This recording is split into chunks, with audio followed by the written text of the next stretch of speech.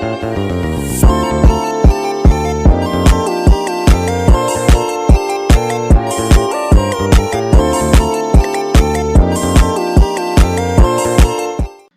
teman-teman semuanya, perkenalkan nama aku Azanin Bulgasani, aku berasal dari kelas ASP 28, dan pada video kali ini kita akan belajar bareng terkait pertemuan 6 mata kuliah ekonomi mikro, yaitu tentang materi pasar persaingan sempurna dan maksimisasi laba.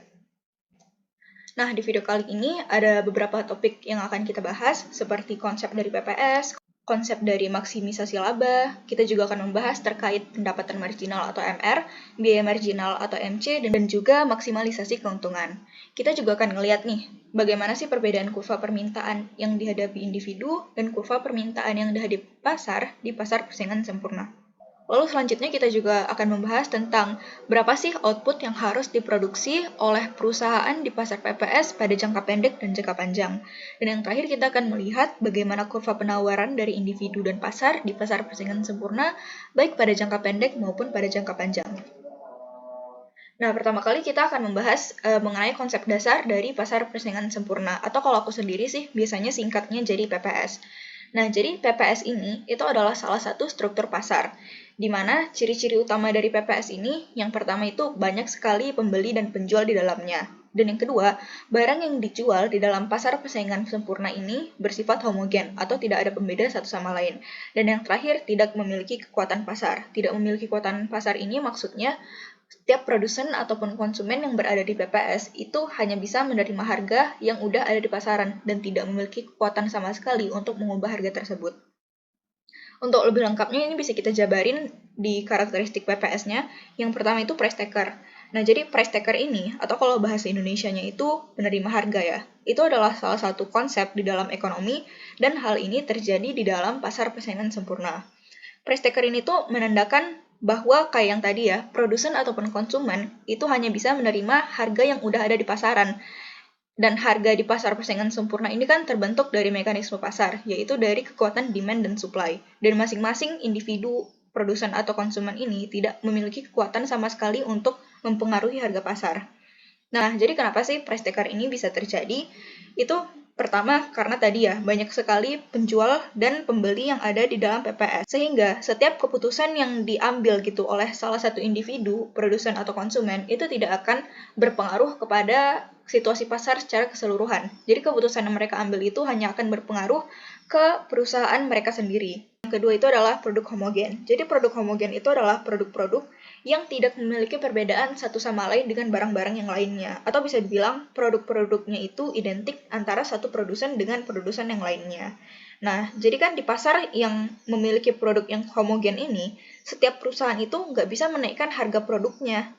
Kalau dia misalnya ingin menaikkan harga produknya, tentu saja konsumen itu akan beralih ke produsen yang lain. Sehingga karena dari produk homogen ini juga, dia itu tidak memiliki kekuatan untuk mempengaruhi harga. Contoh dari produk homogen ini, misalnya itu ada barang-barang pertanian, contohnya ini kayak jagung. Oke, jadi yang terakhir itu adalah free entry and exit atau bebas masuk dan keluar. Nah, jadi bebas masuk dan keluar ini, itu bermakna bahwa suatu produsen itu tidak perlu menanggung biaya khusus tertentu ketika dia ingin masuk ataupun ingin keluar pasar. Biaya khusus yang dapat membatasi masuk itu adalah biaya yang harus ditanggung oleh perusahaan baru yang ingin masuk ke pasar, tetapi nggak perlu ditanggung oleh perusahaan yang udah ada. Contohnya itu adalah industri farmasi, kayak misalnya Pfizer, Merck, atau yang lain-lainnya gitu. Kalau perusahaan farmasi yang udah ada lama di pasaran, mereka itu kan biasanya udah ada paten ke obat-obatan mereka sendiri gitu kan. Nah, jadi kalau misalnya ada perusahaan baru yang ingin masuk ke dalam pasar tersebut, mereka harus mengeluarkan biaya khusus berupa membayar lisensi gitu ke perusahaan yang udah ada di pasaran lebih lama. Jadi biaya khusus ini itu biasanya akan membatasi produsen untuk masuk ke dalam pasar. Namun hal ini tidak berlaku di pasar persaingan sempurna. Di pasar persaingan sempurna ini, produsen itu bebas untuk mau masuk ke dalam pasar dan bebas juga untuk keluar pasar. Dan hal ini juga berlaku sama untuk konsumen. Konsumen itu bebas untuk keluar masuk pasar tanpa harus ada diberatkan oleh faktor-faktor tertentu. Dari sini kita muncul pertanyaannya, sebenarnya kapan sih suatu pasar itu dapat kita sebut sebagai pasar persaingan sempurna? Oke, yang perlu kita tahu nih, suatu pasar itu dianggap sebagai PPS itu enggak selalu karena ada banyak perusahaan dalamnya, tetapi itu lebih karena kondisi-kondisi tertentu yang membuat pasar tersebut beroperasi seperti pasar persaingan sempurna. Nah, biasanya sih hal ini tuh terjadi ketika permintaan terhadap produk yang ditawarkan itu bersifat sangat elastis. Nah, jadi, meskipun di dalam suatu industri itu terdapat banyak perusahaan, bukan berarti industri tersebut secara otomatis kita kategorikan sebagai pasar persaingan sempurna. Karena perusahaan-perusahaan yang ada di dalam industri tersebut, itu kan mereka bisa aja ya melakukan kolusi antara satu sama lain untuk netapin harga gitu. Dan tentu saja hal ini akan mengurangi persaingan kan, sehingga tidak bisa dikategorikan sebagai pasar persaingan sempurna. Hal penting yang perlu kita ingat nih, kalau di sini aku ngutipnya dari buku Pindik ya. There is no simple indicator to tell us when a market is highly competitive. Jadi, sebenarnya untuk menentukan pasar tersebut, termasuk ke dalam PPS atau non-PPS, itu seringkali diperlukan analisis mendalam gitu, terkait perusahaan-perusahaan itu sendiri, dan bagaimana sih perusahaan tersebut berinteraksi dengan perusahaan lainnya. Oke, selanjutnya kita akan membahas mengenai maksimisasi laba atau profit maximization. Maksimisasi keuntungan atau biasa kita sebut sebagai laba maksimal itu adalah tujuan utama yang dikejar oleh perusahaan dalam menjalankan aktivitas bisnisnya gitu. Jadi hal ini tuh mengacu pada upaya-upaya yang dilakukan oleh perusahaan untuk menghasilkan sebanyak mungkin keuntungan dari penjualan produk atau jasanya. Jadi konsep ini tuh didasarkan dengan asumsi bahwa perusahaan itu akan selalu bertindak rasional dengan tujuan untuk meningkatkan keuntungan mereka. Kalau dalam konteks ekonomi, laba maksimal ini akan bisa dicapai oleh perusahaan ketika mereka memilih untuk berproduksi pada kondisi MR sama dengan MC. Kan tadi kalau di konsep ekonomi itu dikatakan bahwa laba maksimal itu akan diperoleh ketika perusahaan berproduksi pada MR sama dengan MC. Jadi MR itu adalah marginal revenue atau pendapatan marginal. Jadi pendapatan marginal ini adalah perubahan dalam total pendapatan ketika perusahaan itu menambah jumlah unit produksinya itu sebanyak 1 unit. Misalnya, perusahaan ini menjual 100 unit produk dan total pendapatannya itu adalah 10.000. Kemudian mereka menambah 1 unit produk sehingga mereka menjual 101 unit dan total pendapatannya itu berubah menjadi 10.050. Maka pendapatan marginal dari penjualan unit ke 101 itu adalah 50. Dan konsep ini berlaku sama juga untuk MC. Kalau MC itu adalah perubahan dalam biaya total ketika jumlah produksi itu ditingkatkan sebanyak 1 unit. Contohnya kayak tadi juga, misalnya biaya total perusahaan atau total cost atau TC-nya itu adalah 8.000 untuk memproduksi 100 unit. Ketika mereka menambah produksinya menjadi 101 unit, biaya totalnya itu menjadi 8.050. Maka itu bisa kita simpulkan bahwa biaya marginal dari produksi unit ke 101 itu adalah 50. Nah, kalau misalnya profit atau laba, itu adalah selisih antara total pendapatan atau TR dikurang dengan total biaya atau TC. Jadi di sini ada rumus-rumusnya. Kalau MR itu adalah delta atau perubahan TR per delta Q. Kalau misalnya MC itu adalah delta TC per delta Q. Dan kalau laba itu adalah total revenue dikurangi dengan total cost.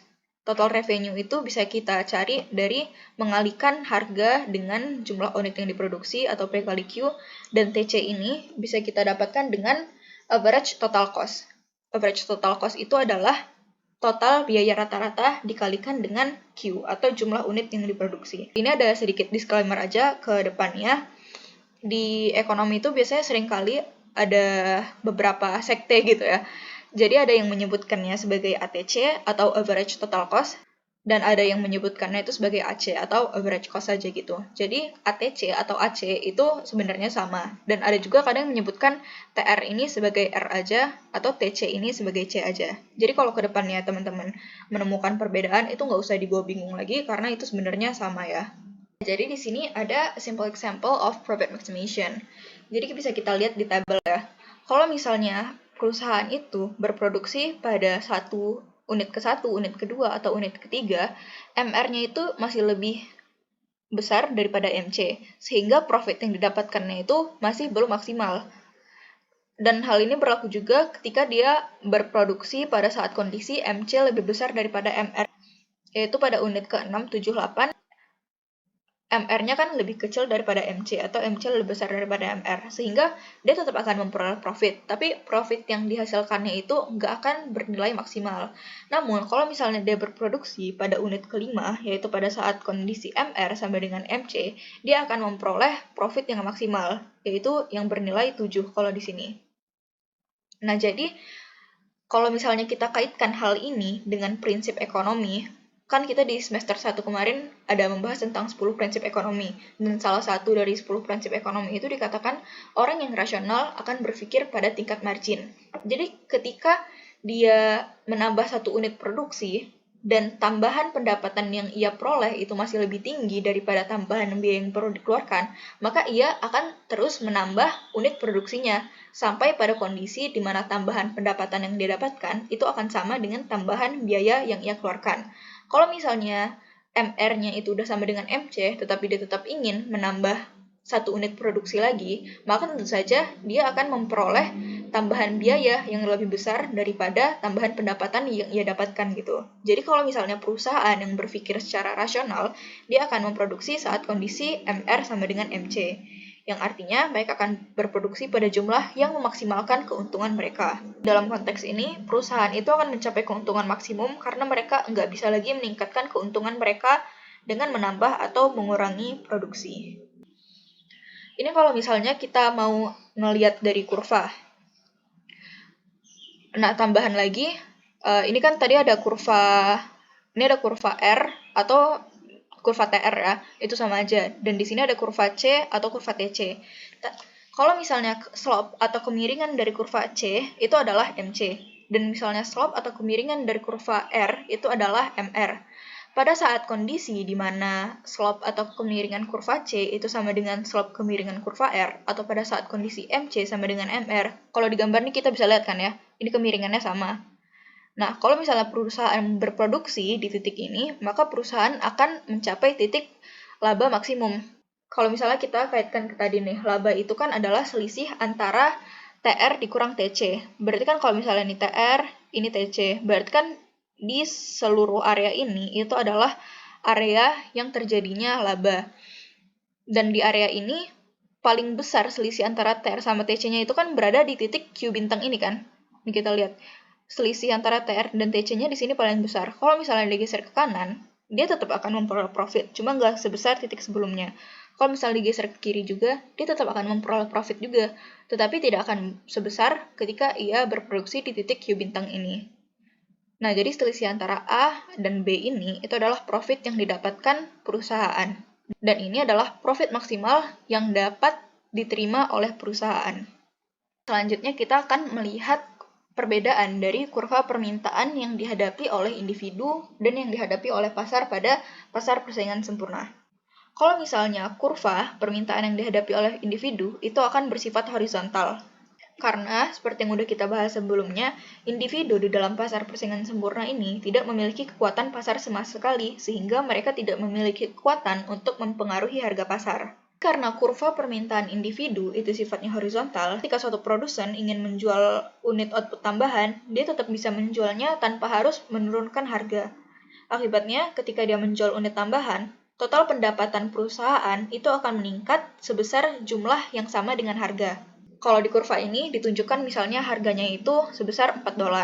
Jadi ketika ia berproduksi sebanyak 100 unit, maka total revenue-nya itu berarti kan P kali Q, 4 kali 100 atau 400 gitu kan. Average revenue-nya itu TR per Q, 400 dibagi 100. Berarti average revenue itu akan 4. Price-nya itu bisa kita simpulkan sama dengan average revenue-nya. Dan hal ini akan berlaku sama juga ketika dia menambah satu unit produksinya nih, dari 100 menjadi 101. Berarti ia akan mendapat tambahan pendapatan sebanyak $4 juga. Sehingga di kurva permintaan pasar persaingan sempurna atau kurva demand-nya itu akan tercipta pada kondisi demand sama dengan price sama dengan average revenue sama dengan MR atau DPARMR. Kalau misalnya aku dulu dikasih tahu jembatan kedelainya biar ingat gitu, Dewi Persik artis Marawis, yaitu DPARMR. Nah, kalau kurva permintaan yang dihadapi oleh pasar di pasar persaingan sempurna itu adalah gabungan dari beberapa kurva individu. Sehingga kurva permintaan pasar di PPS akan berbentuk downward sloping. Dan di sini bisa kita lihat juga ya, output keseluruhan yang dihasilkan oleh industri ini tuh nilainya ada 2.000 juta. Sehingga kalau misalnya ada satu perusahaan yang ingin menambah produksi dia, misalnya dari 100 ataupun ke 200, itu tidak akan berpengaruh kepada keseimbangan pasar. Itu tidak akan berpengaruh pada pasar secara keseluruhan, karena dia hanya menjual sedikit dari total output keseluruhan yang ada. Kurva permintaan pasar ini itu dia menunjukkan berapa banyak produk yang akan dibeli oleh semua konsumen pada setiap harga yang mungkin. Dan kurva ini berbentuk downward sloping karena konsumen tentu aja akan membeli lebih banyak gandum itu pada harga yang lebih rendah. Misalnya kita membayangkan nih, ada suatu pasar apel dengan 100 pembeli gitu. Jika misalnya harga apel itu Rp1.000, setiap pembeli itu mungkin aja membeli 10 apel. Namun kalau misalnya harganya itu turun menjadi Rp500, setiap pembeli itu mungkin aja membeli 20 apel gitu. Kalau misalnya secara individu, kurva permintaan setiap pembeli itu kan akan datar pada 10 apel dan pada 20 apel sesuai dengan perubahan harga gitu kan. Namun kalau misalnya kita gabung secara keseluruhan, itu akan ditunjukkan melalui kurva permintaan pasar, sehingga kurva permintaan pasar akan menunjukkan kemiringan karena penjumlahan pembelian dari 100 pembeli. Jadi perbedaan dari bentuk kurva permintaan individu dan bentuk kurva permintaan pasar dalam PPS ini menunjukkan adanya perbedaan kekuatan pasar yang dimiliki individu dan yang dimiliki pasar secara keseluruhan. Yang dimana individu tidak ada punya kekuatan sama sekali untuk mempengaruhi harga, sedangkan pasar yang merupakan gabungan dari seluruh individu itu memiliki kekuatan pasar yang lebih besar dan dapat mempengaruhi harga yang ada. Selanjutnya kita akan membahas tentang berapa banyak output yang harus dipilih oleh perusahaan untuk dijual pada short run atau pada jangka pendek. Nah, kalau dalam jangka pendek, perusahaan ini kan bisa mengalami berbagai situasi. Dia bisa aja mengalami laba, atau dia bisa mengalami kondisi BEP, atau break-even point, atau titik impas, dan dia juga bisa mengalami kondisi rugi. Nah, di sini ada contoh kurva dari kondisi laba. Nah, jadi tentu aja ya dalam jangka pendek, perusahaan di pasar PPS, dia tentu aja akan memaksimalkan keuntungannya gitu, dengan memilih untuk berproduksi pada output Ki bintang. Kalau di sini Ki bintangnya itu pada output sebesar 8 unit. Ki bintang ini adalah kondisi di mana MR, di sini kurva MR itu sama dengan kurva MC. Kurva MR itu kayak udah tadi kita sepakatin ya, itu sama dengan kurva harganya, atau sama dengan kurva D-nya dan sama dengan kurva AR-nya. Jadi ini sebenarnya AR sama dengan MR sama dengan P sama dengan D. Nah, pada saat kondisi MR sama dengan MC, yaitu pada titik di sini, ketika dia berproduksi di titik ini, dia akan memperoleh keuntungan maksimum. Kalau misalnya kita mau lihat area mana sih yang sebenarnya masuk ke dalam area profitnya dia, tadi laba itu sama dengan TR dikurang TC. TR itu kan tadi P kali Q. Misalnya nih dia berproduksi di 8 unit ya. Berarti di 8 pada harga 40. Berarti TR-nya dia itu kan area 40 dikali 8, berarti di area ini kan ya. Di titik ini, sini, sini, sini. Dan kalau misalnya total cost-nya dia, itu kan ATC dikali Q. Berarti kan ATC-nya itu di titik ini, sini, sini, sini. Berarti di area ini merupakan total biaya dia. Sedangkan laba itu adalah TR dikurang TC. Berarti selisih antara ini dan antara ini. Nah, sehingga area dari A, B, 30 dan 40 itu merupakan area laba yang akan dia alami ketika dia berproduksi sebanyak 8 unit. Kalau misalnya dia mau iseng-iseng nih berproduksi pada 7 unit, berarti area total revenue-nya dia ada di titik 40 dikali 7 kan, di persegi ini. Dan area total cost yang akan dia hadapi, itu berarti ada di titik sini, ke 7, ke 0, dan ke sini. Ada di kotak ini. Jadi laba yang akan dia peroleh itu ada di persegi panjang ini kan. Nah, hal ini menunjukkan bahwa unit produksi ke-7 ini belum efektif, karena kalau misalnya dia menambah unit produksinya ke 8, dia bisa mendapat tambahan laba di kotak persegi ini. Jadi setiap perubahan dalam output produksinya, baik itu pada titik lebih rendah, misalnya pada titik Q1, ataupun pada titik lebih tinggi, ataupun pada titik Q2, itu hanya akan menyebabkan si produsen ini mengalami penurunan keuntungan.